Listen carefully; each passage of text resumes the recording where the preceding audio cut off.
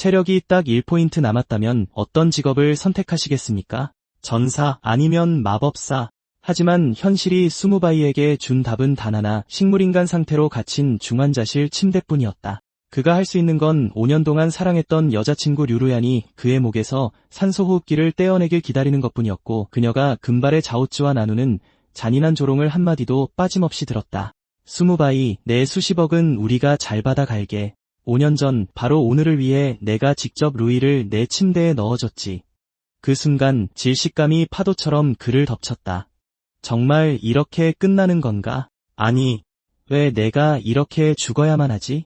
그는 받아들일 수 없었다. 바로 그 순간 그의 심장이 멎었다. 세상의 법칙이 부서지고 난데없이 찬란한 문이 나타났다. 축하합니다. 푸른 별이 만개 게임에 입장할 대상으로 선정되었습니다. 모든 참가자는 제로부터 시작하여 완전히 새로운 삶을 시작하게 됩니다. 30초 후 전 지구적 전이가 시작됩니다. 순식간에 누군가는 환호했고 누군가는 절망에 빠졌다. 이게 무슨 짓이야? 억만장자가 되기 직전이었는데 현실의 것은 아무것도 가져갈 수 없다고? 류루얀이 초조하게 물었다. 숨만 붙어있으면 게임에 들어갈 수 있다잖아. 수무바이도 들어오는 거 아니야? 그렇겠지. 자오츠가 비웃었다. 그 쓸모없는 몸뚱이로? 게임에 들어가 봤자 쓰레기일 뿐이야.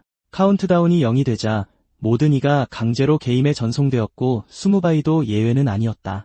이것은 하늘이 그에게 준 두 번째 기회였다. 그는 죽을 수 없었다.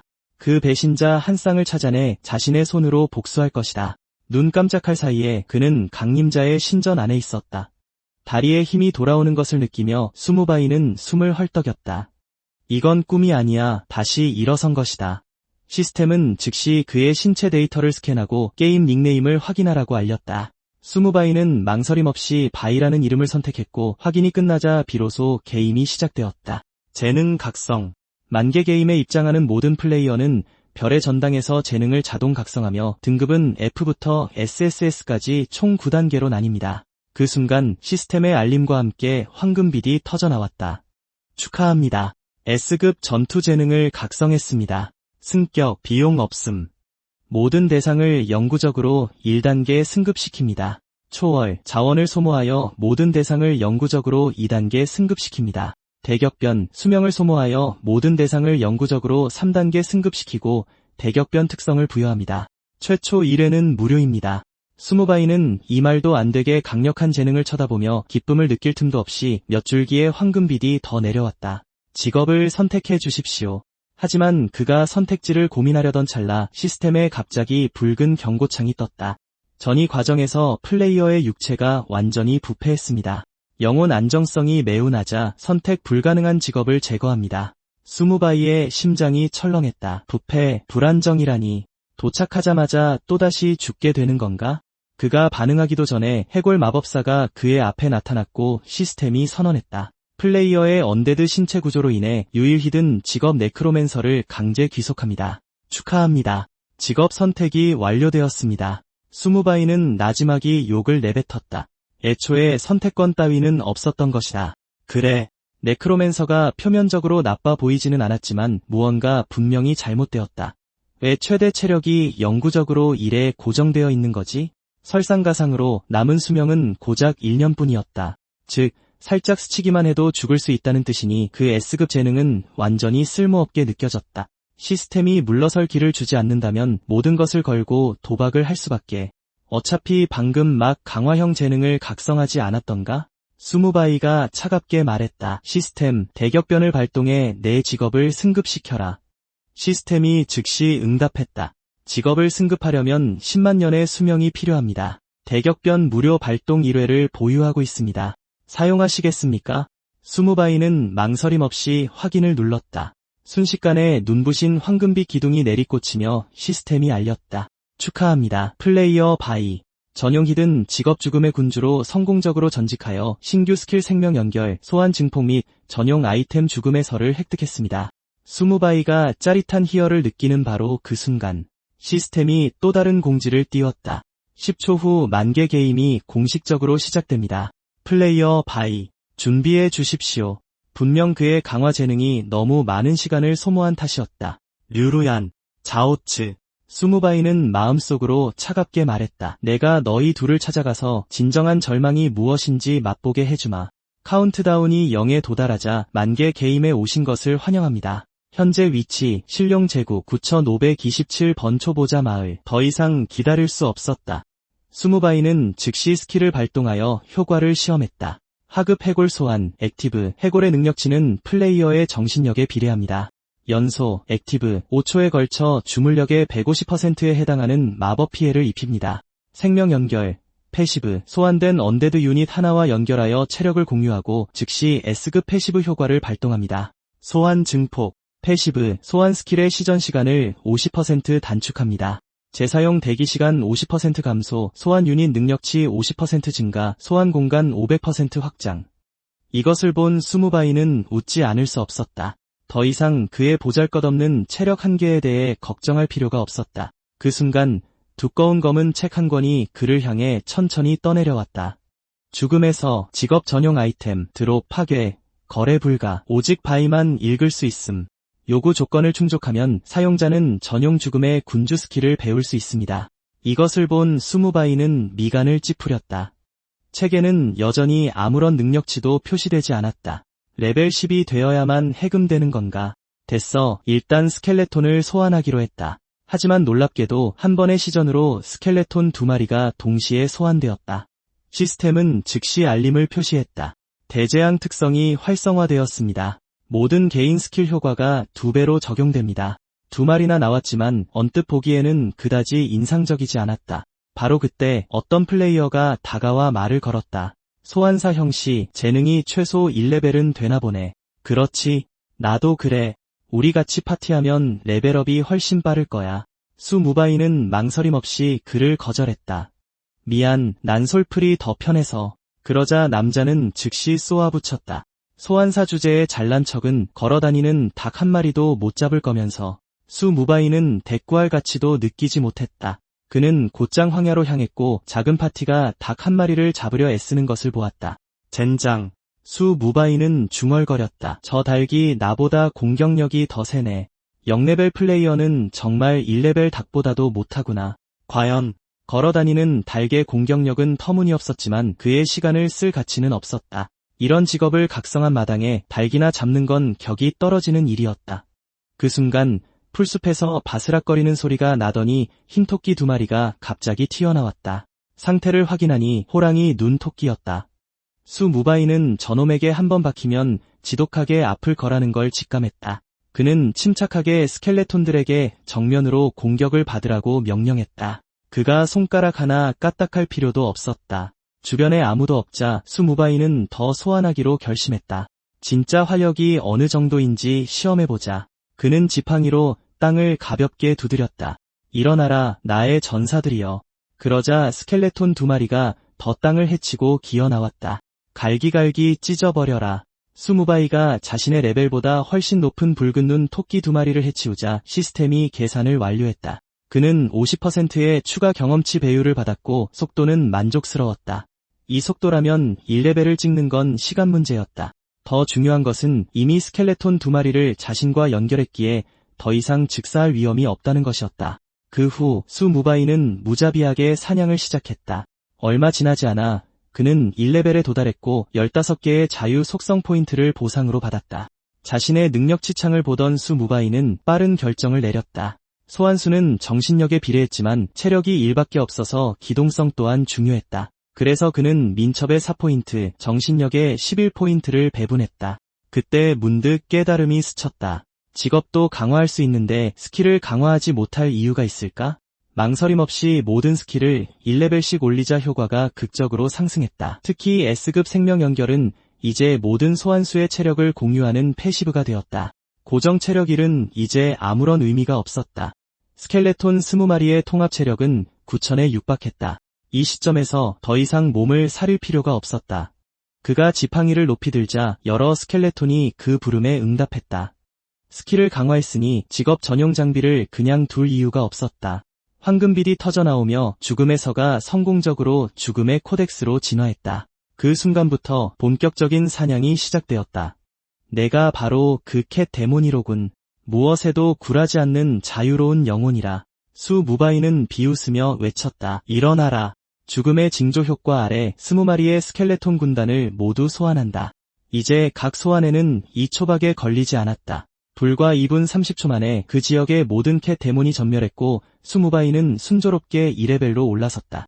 정신력 능력치가 증가함에 따라 스켈레톤은 더욱 강해졌고 황야를 다시 한번 휩쓴 후였다. 수 무바이는 첫 번째 던전 입구 안개 장막숲에 도착했다. 막 들어가려던 참에 시스템이 경고를 보냈다. 안개 장막숲에는 희귀한 보물이 있지만 극심한 위험으로 가득 차 있습니다. 혼자서 도전하시겠습니까? 수 무바이는 자기 뒤를 가리키며 웃었다. 혼자라고? 내가 데려온 군대는 안 보이나?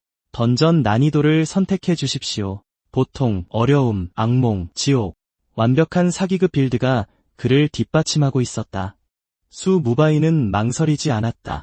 그는 지옥 난이도를 선택했다. 다음 순간 그는 지옥 모드의 안개 장막숲으로 이동했고 짙은 안개가 모든 것을 삼켜 시야가 거의 0에 가까워졌다.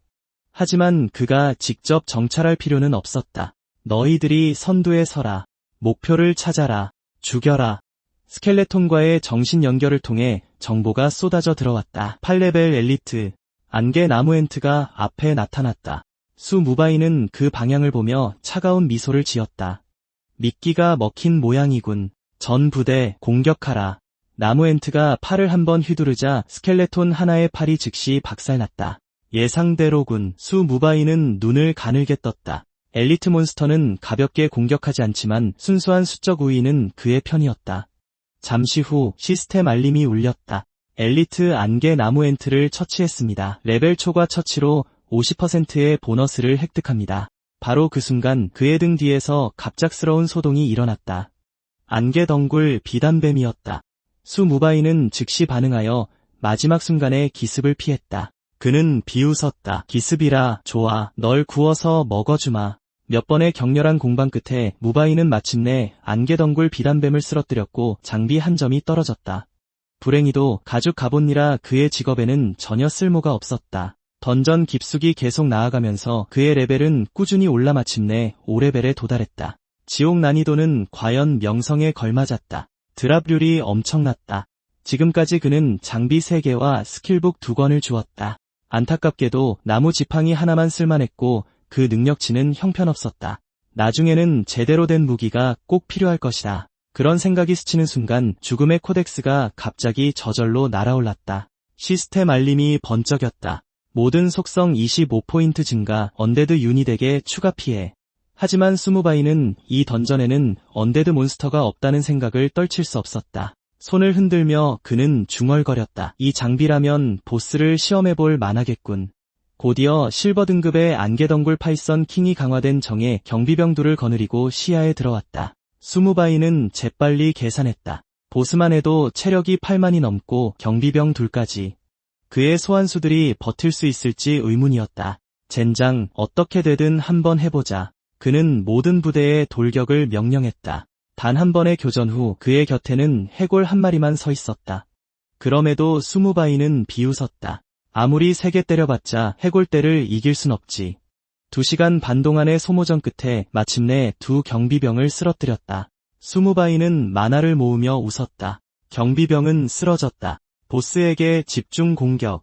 그는 화염 주문을 던지고는 굳어버렸다. 이게 뭐야? 왜 이렇게 데미지가 낮지? 그 공격은 즉시 파이썬 킹을 격노하게 만들었다. 한 입에 해골 하나씩 물어뜯고 거대한 꼬리 휩쓸기로 수십 마리를 쓸어버렸다. 어쩔 수 없이 수무바이는 전선을 유지하기 위해 쉴 새 없이 소환을 계속했다. 수무바이가 다음 수를 생각하고 있을 때 안개덩굴 파이썬 킹이 갑자기 그를 향해 동물을 내뿜었다. 장난해. 수무바이는 생각했다. 이 보스가 플레이어를 노릴 줄 안다고? 독이 그의 몸 전체로 퍼졌지만 그는 전혀 피해를 입지 않았다. 수무바이는 시익 웃었다. 생명력 공유 덕분에 그의 유효 체력은 이미 10만을 넘어섰다. 이게 다야? 그럼 죽어라. 또다시 2시간 반의 고된 싸움 끝에 파이썬 킹은 마침내 쓰러졌다. 수무바이가 보스 단독 처치 보너스를 받자 시스템 알림이 울렸고 마을 전체에 공지가 이어졌다. 플레이어 바이, 최초로 실버 등급 보스 단독 처치에 성공한 것을 축하합니다. 주위 플레이어들은 순식간에 믿을 수 없다는 반응을 보였다. 이건 분명 핵을 쓴 환생자야. 저 재능은 S급이거나 심지어 3S급일 거야. 닭 한 마리 잡는데도 쩔쩔매던 무리조차 분통을 터뜨렸다. 우린 다 같이 닭 한 마리도 못 잡는데 쟤는 혼자서 보스를 잡는다고. 역시 평범한 사람들은 차원 이동 전에는 월급 노예, 후에는 총알바지 신세군. 다른 곳에서 누군가 조용히 중얼거렸다. 보스를 혼자 잡으면 전체 공지가 뜨는구나. 그걸 알았다면 메이플에게 그 블랙 아이언 보스를 혼자 잡게 했을 텐데. 메이플은 속수무책으로 한숨을 쉬었다. 너무 띄워주지 마세요. 전 실버 보스를 혼자 잡을 만큼 강하지 않아요. 리키아는 눈썹을 치켜 올렸다. 넌 S급 재능을 각성했는데 바이가 너보다 더 강하다고. 그의 재능이 S급 이상일 수도 있나? 그들의 팀원 마시멜로가 끼어들었다. SSS급. 말도 안 돼. 리키아 언니, 우리 팀에 초대할까요? 리키아는 자신감 있게 웃으며 돌아섰다. 왜 안 되겠어. 내 초대를 거절한 남자는 없었어. 공지가 나간 지 불과 몇 초 만에 수무바이의 편지함으로 친구 요청이 쇄도했다. 그는 짜증스럽게 한숨을 쉬었다. 레벨업 해야 하는데 침묵질 할 시간 없어. 그는 주저없이 모두 거절했다. 그리고 그의 시선은 아까 떨어졌던 기본 영혼석으로 옮겨갔다. 하나당 30일의 수명을 부여했다. 그래서 그는 망설임 없이 그 자리에서 그것들을 업그레이드했다. 황금빛이 번쩍이며 궁극의 영혼석이 나타났다.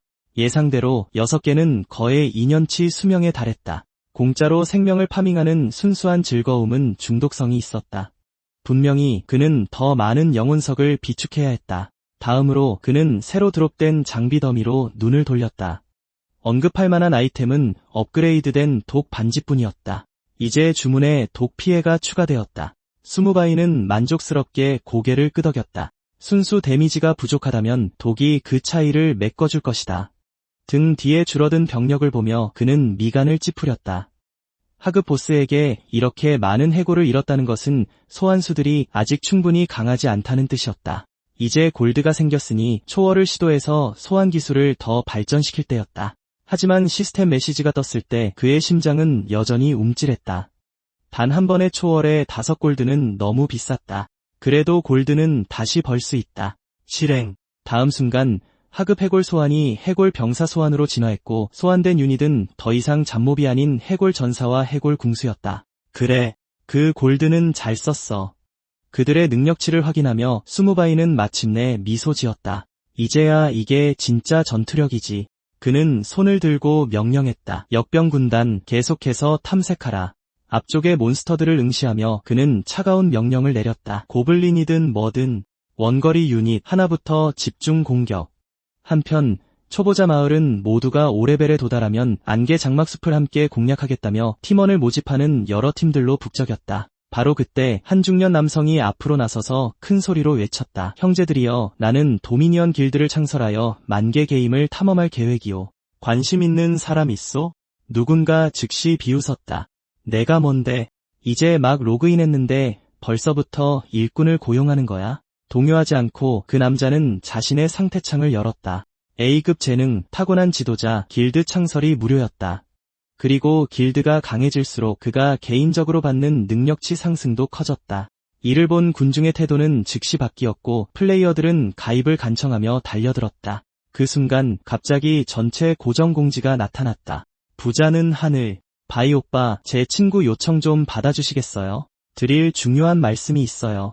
마을은 수다로 폭발했다. 난 몬스터 수십 마리를 잡았는데도 동전 100개도 없는데 저 큰 손은 메시지 하나 보내려고 10골드를 쓰네. 그리고 이 바이라는 애는 대체 누구야? 메시지를 본 수무바이도 같은 생각을 했다. 10골드를 써서 연락하려는 사람은 만나볼 가치가 있었다. 그가 요청을 수락하자마자 부는 하늘이 파티 초대를 보냈다. 장비와 스킬은 전부 지원하고 성금으로 100골드를 주겠다고 약속했다. 함정임을 직감한 수무바이는 그녀에게 직접 물었다. 우린 모두 이제 막 초보자 단계를 벗어났어. 내가 왜 당신을 믿어야 하지? 그녀의 대답은 간단했다. 그녀는 3S급 재능 부의 신을 가지고 있었다. 그리고 그녀에게 돈은 숫자에 불과했다. 그녀의 상태창을 확인한 수무바이조차 놀라지 않을 수 없었다. 이 부의 신 재능은 터무니없이 강력했다. 하지만 걸어다니는 ATM과 파티를 맺는 데는 조건이 따랐다. 팀플레이는 제약이 많았고 그의 비장의 수를 노출할 위험도 컸다. 잠시 고민한 후 스무바이는 단호하게 거절하며 적어도 지금은 혼자 행동하는 것을 선호한다고 분명히 밝혔다. 리키아의 표정이 즉시 어두워졌고 얼굴에 짜증이 스쳐 지나갔다. 뭐라고? 감히 날 거절해? 다른 사람들은 잠시 놀랐지만 이내 대수롭지 않게 여겼다. 그래서 뭐? 죄 없다고. 우리가 사냥 못하는 것도 아니잖아. 그냥 장비가 좀 부족하고 속도가 느릴 뿐이지. 그게 다야. 바로 그때 리키아가 다른 메시지를 받았다. 거래할 생각 있어. 거래. 대답은 직설적이었다. 내가 안 쓰는 남는 장비랑 스킬북이 좀 있어. 너희 팀은 필요할 것 같은데. 파티원들의 귀가 솔깃해졌다. 잘됐네. 우리한테 장비를 팔겠다잖아. 얼마 지나지 않아 양측은 현재 하던 일을 마무리하고 거래하기로 합의했다. 메이플은 눈에 띄게 흥분했다. 그 장비만 얻으면 내 전투력이 급상승할 거야. 사냥 속도가 엄청나게 빨라지겠지. 그 순간 근처에 브론즈 등급 보스가 나타났다. 리키아가 메이플을 돌아봤다. 혼자 잡을 수 있겠어? 메이플은 잠시 생각하더니 고개를 끄덕였다. 할 수 있을 것 같아. 좋아. 리키아는 즉시 결정했다. 힐링 포션 전부 메이플한테 주고 파티에서 나가. 주변 경계하고 방해받지 않게 해. 이번 시스템 공지는 우리가 무조건 먹는다. 그녀는 부드럽게 덧붙였다. 가, 메이플. 메이플은 창을 꽉 쥐고 단호하게 대답했다. 알겠습니다. 그의 깔끔한 공격과 정교한 움직임을 보며 리키아는 만족스럽게 미소 지었다. 이번 보스 솔플은 성공할 것 같았다. 한편 안개 장막숲 반대편에서는 스무바이가 이미 고블린 족장을 쓰러뜨리고 레벨 6을 달성했다. 등 뒤에 해골 군단을 거느린 그는 거의 지옥 난이도를 밀어붙이고 있었다. 유일하게 성가신 점은 모든 전리품을 줍는 것이 지친다는 것이었다. 다행히 스무바이는 놀랍도록 좋은 능력치를 가진 휘장을 발견했다. 하지만 그가 그것을 장착하는 순간 숲 깊은 곳에서 천둥 같은 포효가 터져나왔다. 분노의 찬 목소리가 안개를 뚫고 울려 퍼지자 해골 병사들의 체력이 절반으로 뚝 떨어졌다. 이 쓸모없는 뼈다귀들아. 감히 내 영역을 침범해. 곧바로 시스템 경고가 뒤따랐다. 해골 병사들의 거대한 존재가 고블린 왕에 오래도록 묻혀있던 기억을 깨웠습니다. 안개 장막숲의 출구가 봉인되었습니다. 고블린 왕을 쓰러뜨려야만 던전을 나갈 수 있습니다. 2분 안에 목표를 처치하면 안개 장막숲에 숨겨진 스토리가 발동됩니다. 비전의 상징으로 가득 찬 화면을 보며 스무바이는 혀를 찼다. 장난하는 것도 아니고 출구는 봉쇄되고 내 소환수들이 히든 이벤트를 발동시켰다고. 그렇다면 이 녀석이 어떤 괴물인지 직접 확인해 봐야겠군. 포효를 따라 그는 곧 고블린 왕의 영역에 도착했다. 비정상적으로 거대한 고블린이 배를 내밀고 서서 전투도끼를 마구 휘두르며 포효했다. 내 놈들 썩은 뼈다귀를 하나도 남김없이 부숴주마. 상태창이 나타나자 스무바이의 눈이 가늘어졌다. 골드 등급 보스에다 광폭 상태인데 2분 안에 잡으라니 이건 빡세군. 하지만 그의 얼굴에 차가운 미소가 번졌다. 그래도 불가능하진 않지. 전 부대 공격. 다음 순간 레지가 먼저 돌진했고 해골 군단이 고블린 왕과 정면으로 충돌하며 격렬한 전투가 시작되었다. 레지는 고개를 젖히고 순수한 증오가 담긴 목소리로 포효했다. 내 놈들 냄새만 맡아도 역겨워. 전부 죽어라. 그는 전투도끼를 땅에 내리찍었다. 순식간에 번개가 폭발하며 반경 30m에 걸쳐 격렬한 파동이 휩쓸었다. 스무바이의 눈이 날카로워졌다. 이 데미지는 장난이 아니었다. 평범한 5레벨 플레이어였다면 즉시 전멸했을 것이다. 운이 없었군. 그가 차갑게 말했다. 하필 나를 만났으니 불타라. 레지의 눈이 핏발이 서며 포효했다. 건방진 벌레놈, 감히 나를 기습해? 동시에 해골 병사들은 속임수 공격을 퍼부었다. 바로 그거야. 집중 공격해. 스무바이가 으르렁거렸다. 내가 쓰러지지 않을 거라고는 믿지 않아. 보스를 지치게 할 수 있다고 생각한 순간 레지가 갑자기 손을 흔들어 등 뒤에 순간이동 문을 열었다. 나의 부족 전사들이여, 이 더러운 뼈다귀들을 가루로 만들어버려라. 순식간에 수많은 고블린들이 쏟아져 나왔고 그들 중 다수는 명백히 정의 개체였다. 스무바이의 표정이 어두워졌다. 지원군을 소환하는 것만으로도 충분히 골치 아픈데 전부 광폭 상태라 훨씬 더 까다로워졌다. 그때 레지가 분노의 찬 목소리로 그와 눈을 마주쳤다. 저주받은 네크로맨서여, 나는 내 백성을 이끌고 안개 장막숲에 숨어 지냈다. 그런데 왜 우리를 내버려 두지 않는 것이냐? 말이 채 끝나기도 전에 레지는 하늘로 뛰어오르며 소리쳤다. 전사들이여, 저들을 짓밟아라. 충격파에 수무바이가 뒤로 날아갔다. 하지만 HP 공유 덕분에 간신히 버티며 서 있을 수 있었다. 그의 눈빛이 즉시 굳어졌다. 그럼 빨리 끝내주지. 그는 날카롭게 손을 들어 올렸다. 궁수부터 처리해. 원거리 부대 발사. 압도적인 해골 군단에 둘러싸여 10명의 고블린 전사들이 차례로 쓰러지는 데는 오랜 시간이 걸리지 않았다. 레지는 완전히 이성을 잃고 분노에 차 포효했다. 안 돼. 나는 쓰러지지 않을 것이다. 다시는 너의 노예가 되지 않겠다. 그 순간 시스템 경고가 번쩍였다. 레지가 광폭화 상태에 들어갔습니다. 수무바이는 차갑게 웃었다. 곧 죽을 놈이 말이 많군. 바로 그때 전 서버 공지가 나타났다. 메이플 4545 플레이어가 최초로 브론즈 등급 보스를 단독으로 처치한 것을 축하합니다. 최초 처치 공지를 빼앗기고 말았다. 수무바이는 그저 힐끗 쳐다본 후 다시 집중했다. 상관없어. 신경 쓸 겨를 없다. 총공격. 해골 군대의 끊임없는 진격 아래 고블린 부대는 속수무책으로 무너지며 후퇴했다. 레지조차도 마침내 힘이 다해 땅에 쓰러졌다. 안 돼. 인정할 수 없어. 다음 순간 천둥 같은 시스템 알림이 울려 퍼졌다. 골드 등급 보스 단독 처치 완료. 그리고 이번에는 영혼석 보상이 예상보다 2개나 더 많았다. 수무바이는 갑자기 보스가 아무것도 드롭하지 않았다는 것을 깨달았다. 혹시 어떤 숨겨진 스토리 라인과 관련이 있는 걸까? 한편 다른 곳에서는 수많은 플레이어들이 도미니언 특성으로 부여되는 버프를 받기 위해 길드에 가입하려고 아첨하기 시작했다. 누군가 비웃었다. 저 메이플 녀석은 운이 좋았을 뿐이야. 우리는 바로 골드 등급 보스로 가자. 도미니언이 힘없이 대답했다. 내가 뭐 천하무적이라도 되는 줄 알아? 아무거나 다 죽일 수 있을 것 같아. 그 말이 채 끝나기도 전에 공지가 번쩍였다. 수무바이가 골드 등급 보스를 단독으로 처치했고 순식간에 모두가 충격에 빠졌다. 플레이어들은 수무바이가 어떤 클래스를 각성했는지 궁금해하지 않을 수 없었다. 설마 정말 3S 등급 직업인 걸까? 방금 실버 등급 보스를 처치한 메이플조차도 깜짝 놀랐다. 또 수무바이군. 이 남자의 힘은 무시무시했다. 리키아가 메이플의 어깨를 두드리며 미소 지었다. 진정해. 만개 게임은 이제 막 시작됐을 뿐이야. 수무바이를 따라잡을 기회는 얼마든지 있을 거야. 게다가 내가 있으니 내 성장 속도는 분명 이걸 뛰어넘을 거야. 메이플이 고개를 끄덕였다. 하긴 그렇네. 가자. 다음 던전을 확인하러 갈 시간이야. 다시 수무바이에게로 화면이 전환된다.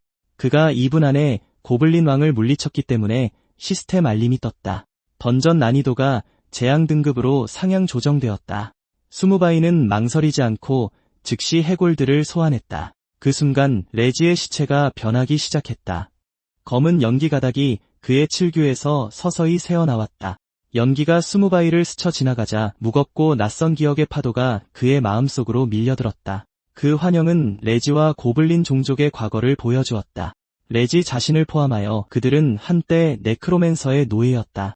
모든 고블린들은 우리에 갇혀 잔인한 실험에 반복적으로 사용되었다.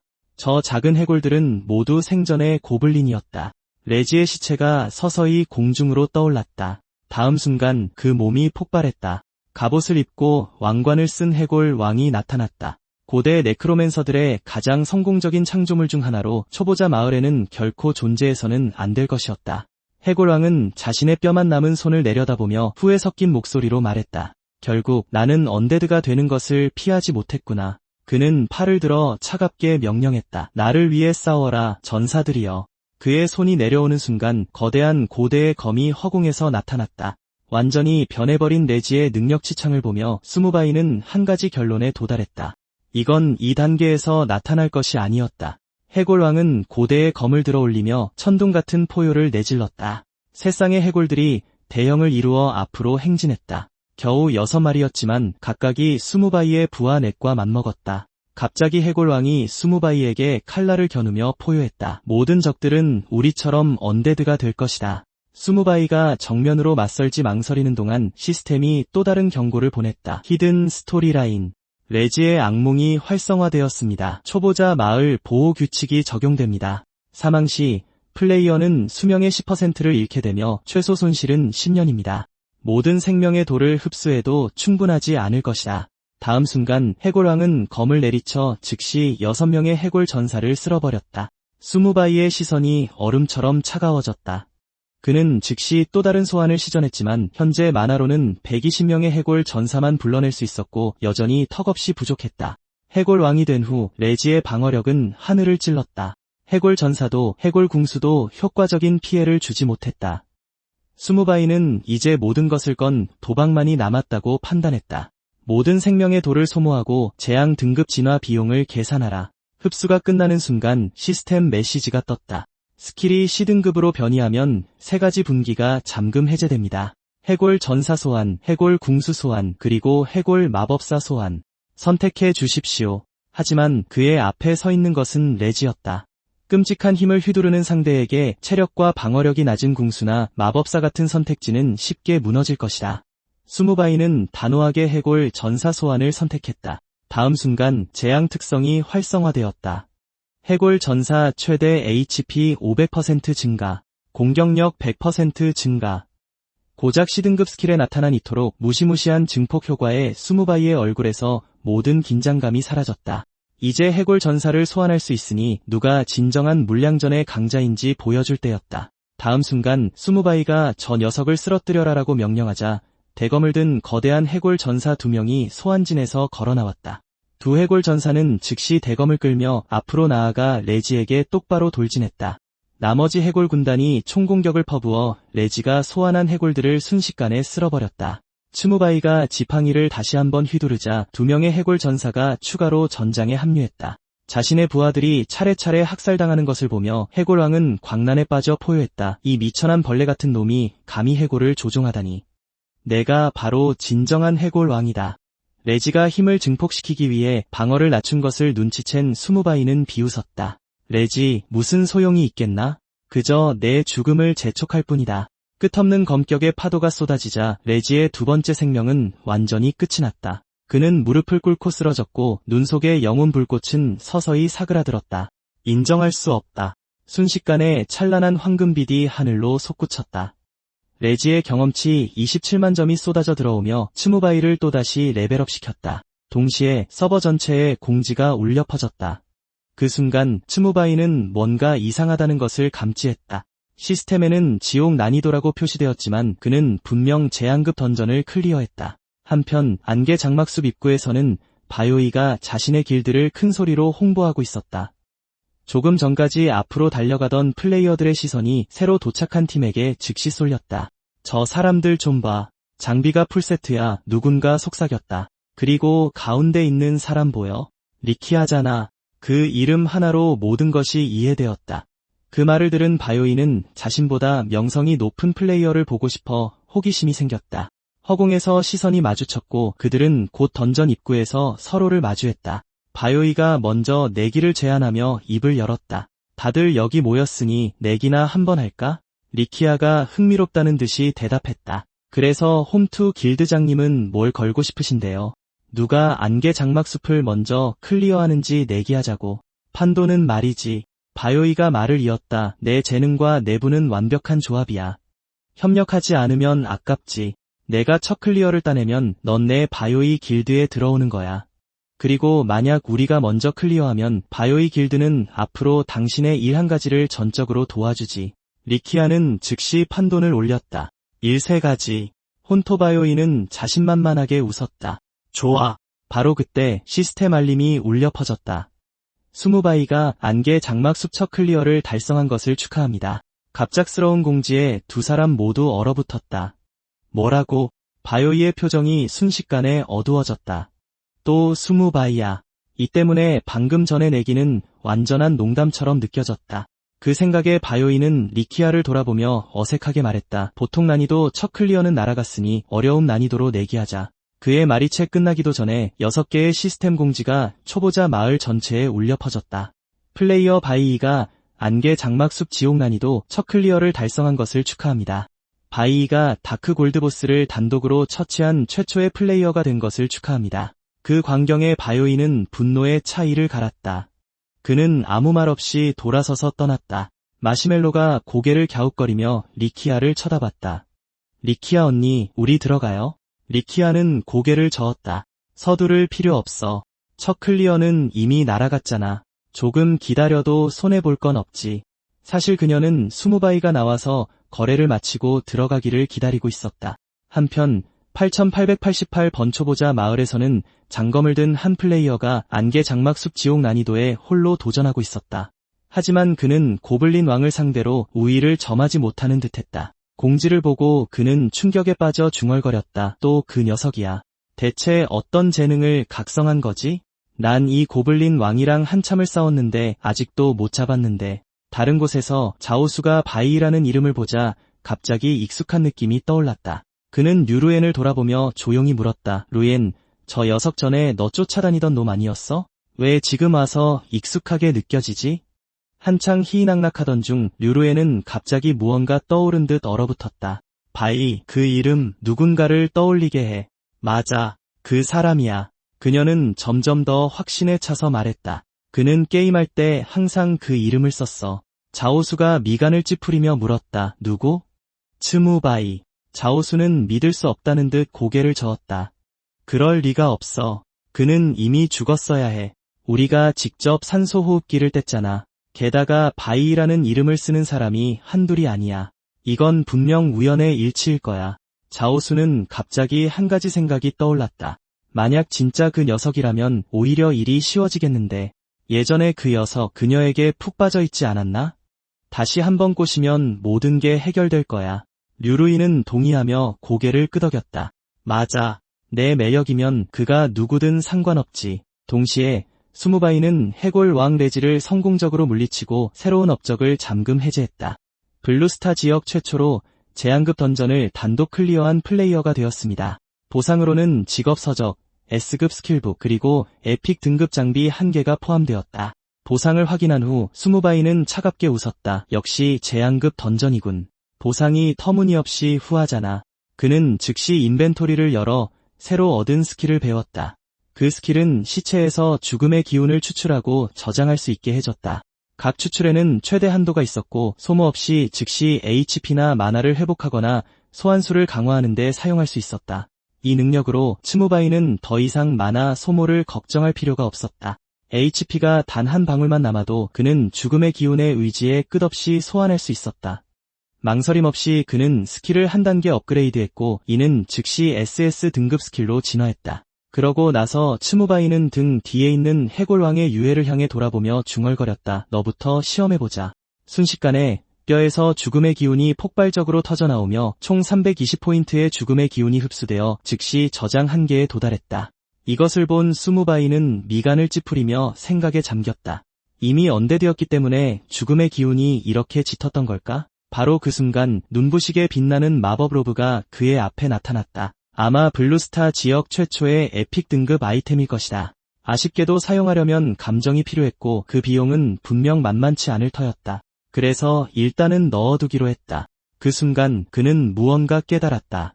그는 흩어진 뼈들로 재빨리 다가가 뒤지기 시작하며 속으로 생각했다. 내가 널 2번이나 죽였는데 쓸만한 걸 하나도 안 떨어뜨렸을 리가 없지. 전부 싸서 리키아한테 팔아야겠다. 스무바이의 예상대로 이것은 엄청난 양의 전리품이었다. 골드 보석, 어두운 고대 장비, C등급 스킬북, B등급 스킬북, 젠장. 이건 레지의 스킬풀을 거의 다 털어온 수준이었다. 그 순간 3권의 스킬북이 동시에 빛나기 시작했다. 시스템 알림이 나타났다. 해골 전사 소환, 해골 궁수 소환, 해골 마법사 소환을 보유하고 있으므로 이 스킬들은 이제 상급 해골 소환으로 통합됩니다.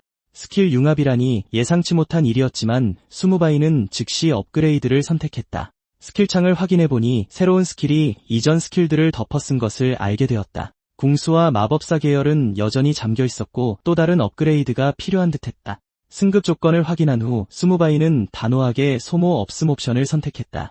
어쨌든 지금 그에게는 낭비할 여분의 골드도 수명도 없었다. 그때 푸른 알 하나가 허공에서 나타났다. 놀랍게도 그것은 퀘스트 아이템인 헤론의 수정 구슬이었다. 시스템이 물었다. 퀘스트 헤론의 유산을 수락하시겠습니까? 주의, 이 퀘스트는 에픽 등급이며 난이도가 극악입니다. 신중하게 진행하십시오. 헤론의 수정 구슬을 수락하면 봉인이 일부 해제되고 일시적으로 당신의 장비로 귀속됩니다. 거절할 경우 수정 구슬은 공간을 찍고 다른 선택받은 자를 찾아갈 것입니다. 이게 바로 숨겨진 스토리라인의 진짜 보상이었나? 수무바이는 생각했다. 아이템이니 업그레이드가 가능하겠지. 바로 다음 순간 그는 수정 구슬을 업그레이드했다. 퀘스트는 즉시 디렌의 비탄으로 바뀌었고 상상할 수 없는 난이도의 레전더리 등급 퀘스트였다. 재고해 주십시오. 만약 당신에게 치트가 있다면 이 경고를 무시하십시오. 당연히 수무바이는 망설이지 않았다. 시스템 알림. 축하합니다. 레전더리 퀘스트 디렌의 한 개를 수락하셨습니다. 당신의 레벨이 낮기 때문에 첫 단계를 잠금 해제하려면 한 달 안에 30레벨에 도달해야 합니다. 실패할 경우 디렌의 수정 구슬을 잃게 됩니다. 수정 구슬의 능력치 창을 살펴본 후 수무바이는 감탄하지 않을 수 없었다. 마법 치명타 보너스는 터무니없이 강력했다. 이 모든 것이 예상을 훨씬 뛰어넘었고 드디어 리키아를 직접 만날 때가 되었다. 한편 던전 입구에서 마시멜로가 초조하게 물었다. 리키아 언니, 우리 언제 들어가요? 혼투 아저씨는 이미 들어간 지 꽤 됐어요. 리키아는 그저 고개를 저었다. 급할 거 없어. 조금만 더 기다리자. 아니나 다를까 2.5초도 채 되지 않아 수무바이가 순간이동 게이트에서 걸어 나왔다. 그를 보자 리키아는 즉시 미소를 지으며 다가갔다. 바이 오빠, 드디어 나왔네요. 수무바이는 속으로 생각했다. 정말 돈 때문에 여기서 기다리고 있었던 건가? 한 손으로 입을 가리며 리키아가 속삭였다. 물건은 가져왔어요. 다른 데서 거래할까요? 수무바이는 어쩔 수 없다는 듯 대답했다. 아니요, 여기서 하죠. 그가 아무렇지 않게 손을 흔들자 여러 해골 전사들이 소환되어 그들 주위로 단단한 원을 형성했다. 그 광경에 그 자리에 있던 모두가 충격에 빠졌다. 두 눈으로 직접 확인한 후 리키아는 더욱 확신하게 되었다. 바이는 절대적으로 SSS급 재능을 가진 플레이어였다. 그녀는 즉시 그를 치켜세웠다. 바이 오빠, 당신의 힘은 정말 무섭네요. 수무바이는 담담하게 말했다. 물건이 좀 많아요. 전부 다 사갈 수 있겠어요. 그녀의 확인을 받은 후 산더미 같은 장비가 땅에 떨어졌고 근처에 있던 모두는 완전히 아연실색했다. 리키아 역시 제한이 거침없었다. 흑철 장비는 개당 은화 5개, 브론즈 장비 개당 20, D등급 스킬북 개당 금화 20개. 말을 마치자마자 그녀는 그에게 동전 주머니를 던지며 말했다. 문제없어요. 그러고는 미소를 지으며 덧붙였다. 바이 오빠, 금화 확인해보세요. 리키아는 모든 것을 꿰뚫어 본 것처럼 갑자기 미소 지었다. 바이 오빠, 이제 진짜 좋은 물건을 꺼낼 시간이에요. 수무바이는 씩 웃었다. 물건은 있었지만 그녀의 돈이 충분할지는 또 다른 문제였다. 순식간에 눈부신 빛을 내뿜는 장비 여러 개가 날아왔다. 군중은 숨을 헐떡였다. 골드 등급 장비였고 한두 개도 아니었다. 마시멜로는 더욱 충격받았다. C등급 스킬북도 있었다. 잠시 침묵이 흐른 후 리키아는 인정했다. 지금 당장은 우리 자금이 충분하지 않은 것 같네요. 다행히 만개 게임에서는 거래 계약을 묶을 수 있어서 그녀는 채무 불이행을 걱정하지 않았다. 괜찮아요. 전부 정가로 계산하고 차액은 내일 채워드릴게요. 리키아의 눈이 즉시 빛났다. 바이 오빠, 정말 시원시원하시네요. 저도 흥정하지 않을게요. 가격을 말씀하세요. 수무바이는 스킬북 하나를 집어들었다. 다른 건 다 협상 가능하지만 이건 금화 500개입니다. 부활, 비전 투시, 대상 플레이어를 자동으로 부활시키고 수명 손실을 제외한 사망 페널티를 50% 감소시킵니다. 마시멜로는 거의 침을 흘릴 뻔했다. 이런 신급 스킬까지 있다니 말도 안 돼. 거래는 그 자리에서 성사되었다.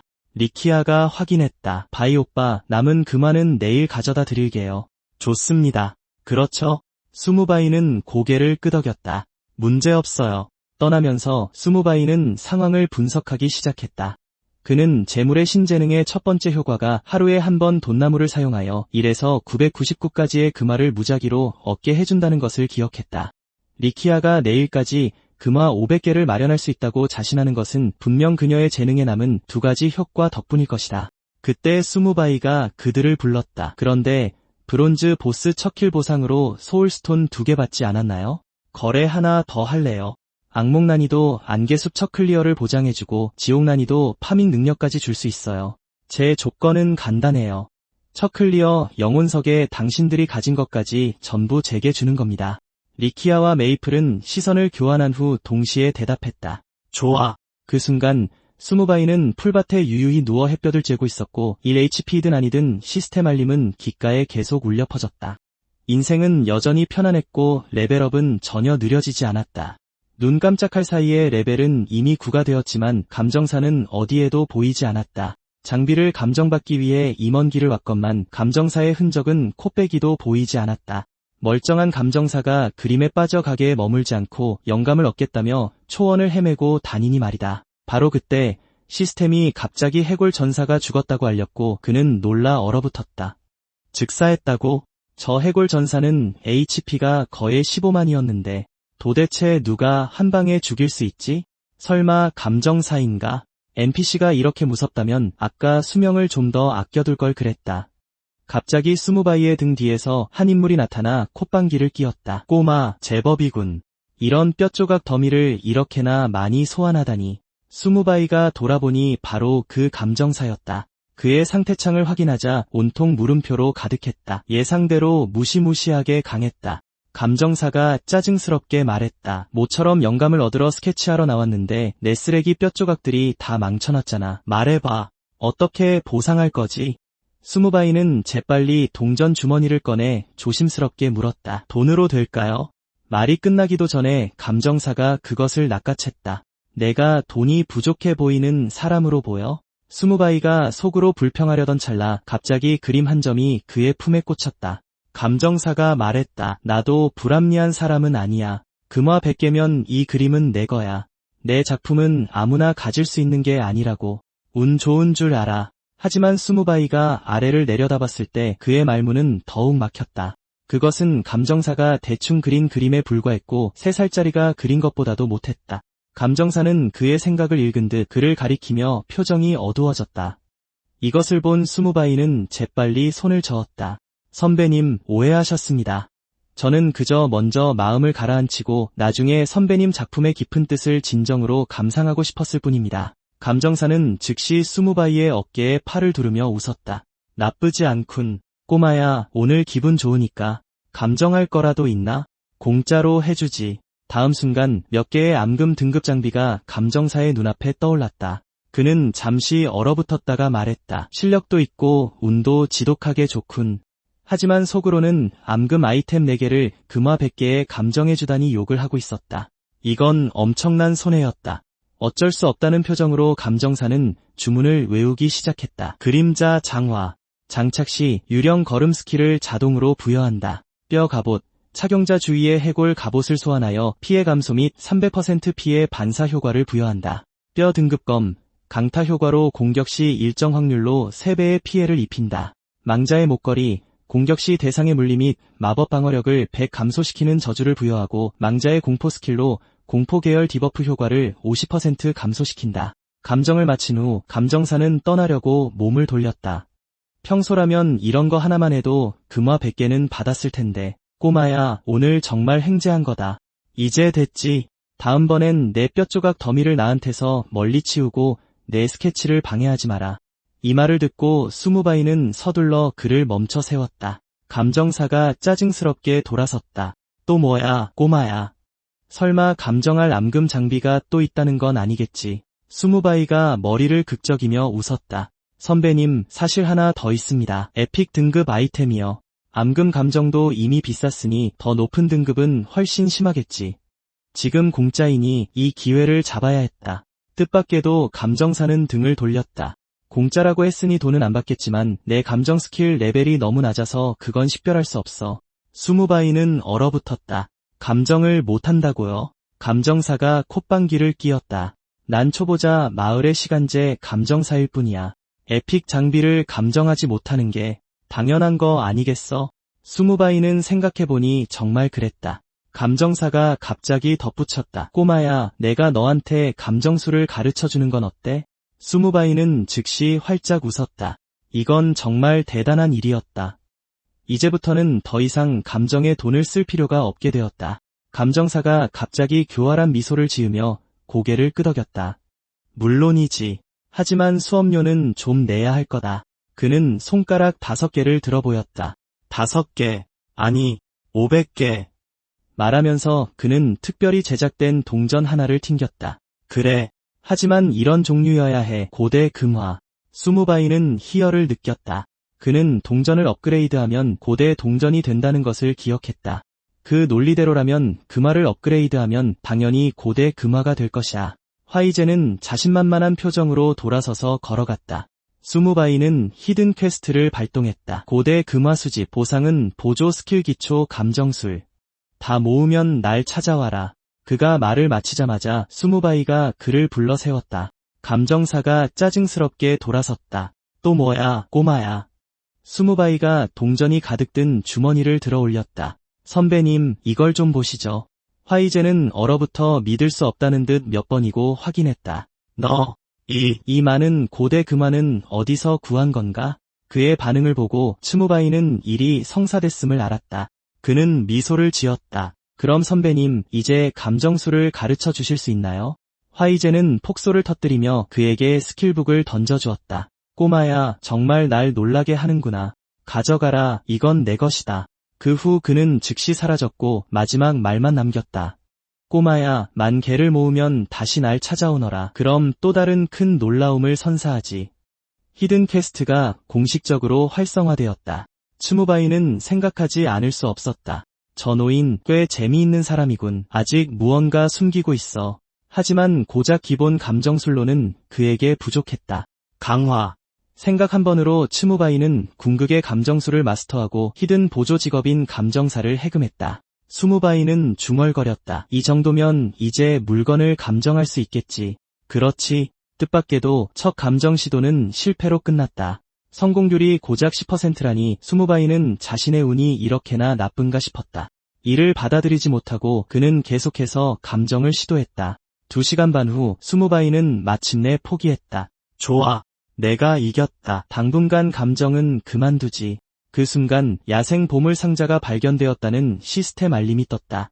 먼 언덕에서 갑자기 금빛이 터져나왔다. 수무바이의 눈이 빛났다. 오늘은 정말 놀라움의 연속이군. 만약 상자를 고레벨 몬스터가 지키고 있다면 보상은 엄청날 것이다.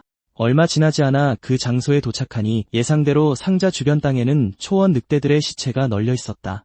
이 상자는 결코 평범하지 않았다. 그가 손을 흔들자 해골 전사 여러 마리가 나타났다. 자, 얘들아, 일할 시간이다. 쉬운 승리가 될 것이라 생각했지만 갑자기 뒤에서 늑대의 울음소리가 울려 퍼졌다. 순식간에 수많은 굶주린 늑대들이 사방에서 몰려나왔고 그 중에는 정예 개체도 많았다. 수무바이는 눈썹을 치켜 올렸다. 뭐? 수로 밀어붙이겠다고? 그럼 누가 더 많은지 한번 보자고. 몇 차례의 전면전 끝에 늑대들의 수는 눈에 띄게 줄어들기 시작했다. 이내 그들은 수무바이의 끝없는 해골 군단에 의해 전멸했다. 이 광경을 본 수무바이는 웃음을 참을 수 없었다. 굶주린 늑대들은 별거 아니었군. 내 해골 군단이 제대로 진영을 갖추기도 전에 전멸당하다니. 순식간에 엄청난 양의 경험치가 그의 몸으로 쏟아져 들어왔다. 그 결과 수무바이는 만개 게임 블루 플래닛 지역에서 최초로 10레벨에 도달한 플레이어가 되어 독보적 선두 칭호를 획득했다. 그는 천천히 보물 상자로 걸어가며 이런 야생 상자도 강화가 가능할지 궁금해했다. 바로 다음 순간 강화 성공 알림이 울렸다. 아무래도 이번 초원 탐험은 올 가치가 있었던 것 같다. 시스템은 이어서 안내 메시지를 띄웠다. 잠금 해제된 황금 보물 상자가 발견되었습니다. 열어. 수무바이는 망설임 없이 열기를 선택했다. 축하합니다. 골드 등급 아이템 마른 나무 지팡이를 획득했습니다. 축하합니다. 골드 등급 보물 지도를 획득했습니다.